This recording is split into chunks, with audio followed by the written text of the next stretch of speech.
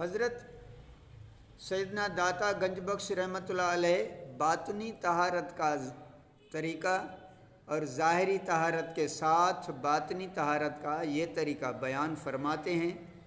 وضو میں ہاتھ دھوئیں تو اس کے ساتھ ہی دل کو دنیا کی محبت سے پاک کر لیں۔ جب ناک میں پانی ڈالیں تو خواہشات کو بھی اپنے اوپر حرام کر لیں۔ جب منہ دھوئیں تو تمام نفسانی خواہشات سے منہ پھیر لیں اور حق کی جانب متوجہ ہوں۔ جب کوہنیوں تک ہاتھ دھوئیں تو اپنے نصیبوں سے علیحدہ ہو جائیں۔ جب سر کا مسح کرے تو اپنے کام کو اللہ عز و جل کے حوالے کر دیں۔ جب پاؤں دھوئیں تو تمام ممنوع راستوں پر چلنے سے باز رہنے کی نیت کریں۔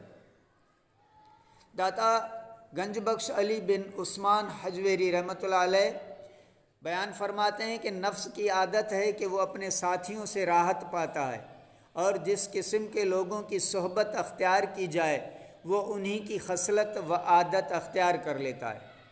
یہاں تک کہ بعض ایک پرندہ ہے، آدمی کی صحبت میں رہ کر مانوس ہو جاتا ہے۔ طوطے آدمی کے سکھانے سے بولنے لگتے ہیں۔ گھوڑا اپنی خصلت ترک کر کے مطیع بن جاتا ہے۔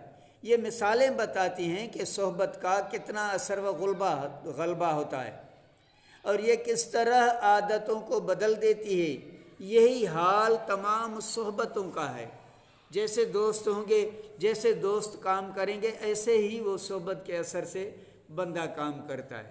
اس لیے اپنی صحبت کا خیال رکھیں، اچھے اور نیکوکار دوستوں کے ساتھ، اللہ کے ولیوں کے ساتھ، مسجد کے ساتھ اپنی صحبت اختیار کریں۔